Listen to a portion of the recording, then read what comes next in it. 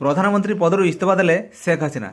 ତ ସବୁଠୁ ବାଂଲାଦେଶର ପ୍ରଧାନମନ୍ତ୍ରୀ ଶେଖ୍ ହାସିନା ନିଜ ପଦବୀରୁ ସେ ଇସ୍ତଫା ଦେଇଛନ୍ତି। ତ ସବୁଠୁ ଦୀର୍ଘ ଦିନର ସଂରକ୍ଷଣ ବ୍ୟବସ୍ଥାକୁ ନେଇକି ବାଂଲାଦେଶରେ ଉପୁଜିଥିବା ଯେଉଁ ଆନ୍ଦୋଳନକୁ ସେ ତୀବ୍ର ରୂପ ଧାରଣ କରିବା ପରେ ଆଜି ନିଜ ପଦବୀରୁ ସେ ଇସ୍ତଫା ଦେଇଛନ୍ତି ଶେଖ୍ ହାସିନା।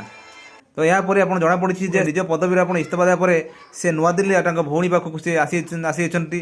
ସେ ଏପରି ଏକ ହିଂସା ଉପୁଜିଛି ବାଂଲାଦେଶରେ ଯେ ପରିସ୍ଥିତି ଅଣାୟତ୍ତ ହୋଇଯାଇଛି।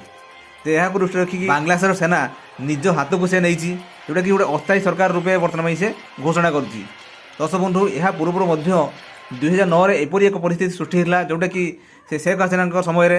ତେଣୁ ଏପରି ବର୍ତ୍ତମାନ ପାଇଁ ଏ ସ୍ଥିତି ବର୍ତ୍ତମାନ ପାଇଁ ଅଣାୟତ୍ତ ହୋଇଛି। ବର୍ତ୍ତମାନ ଏବେକାର ଯେଉଁ ସ୍ଥିତି ହେଉଛି ଯେ ବାଂଲାଦେଶ ଯେଉଁ ରିଜର୍ଭେସନ୍ ଯେଉଁ ଅଛି ଆପଣଙ୍କର 1971ରେ ଯେଉଁ ଆପଣ ରିଜର୍ଭେସନ୍ ଯେଉଁ ବ୍ୟବସ୍ଥା କରିଥିଲେ ଶେଖ୍ ହାସିନା, ଯେ କେବଳ ସ୍ୱାଧୀନତା ସଂଗ୍ରାମୀମାନଙ୍କୁ ଆପଣଙ୍କର ଗଭର୍ଣ୍ଣମେଣ୍ଟରେ ଆପଣଙ୍କର ରିଜର୍ଭେସନ୍ ଦିଆଯିବ।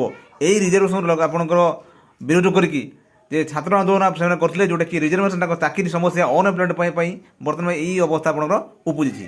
ଦର୍ଶକ ବନ୍ଧୁ, ଇଏ ଥିଲା ଆପଣମାନେ କହିଗଲି ଯେ ବାଂଲାଦେଶର ଯେଉଁ ପରିସ୍ଥିତି ଅଣାୟତ୍ତ ହୋଇଛି, ତା ସହିତ ବାଂଲାଦେଶର ପ୍ରଧାନମନ୍ତ୍ରୀ ଶେଖ୍ ହାସିନା ଇସ୍ତଫା ଦେଇଛନ୍ତି। ଏହା ହେଉଛି ଆପଣମାନେ ଗୁରୁତ୍ୱପୂର୍ଣ୍ଣ ହେବ ଅପଡେଟ୍। ଦର୍ଶକ ବନ୍ଧୁ, ଏବେକାର ଯଦି ଆପଣମାନେ ଆମ ଚ୍ୟାନେଲ୍ ଅଛନ୍ତି ସବସ୍କ୍ରାଇବ୍ କରନ୍ତୁ ଏବଂ ଆପଣ ମତାମତ କମେଣ୍ଟରେ ଲେଖନ୍ତୁ। ଦର୍ଶକ ବନ୍ଧୁ, ରହିଲି, ନମସ୍କାର, ଜୟ ଜଗନ୍ନାଥ।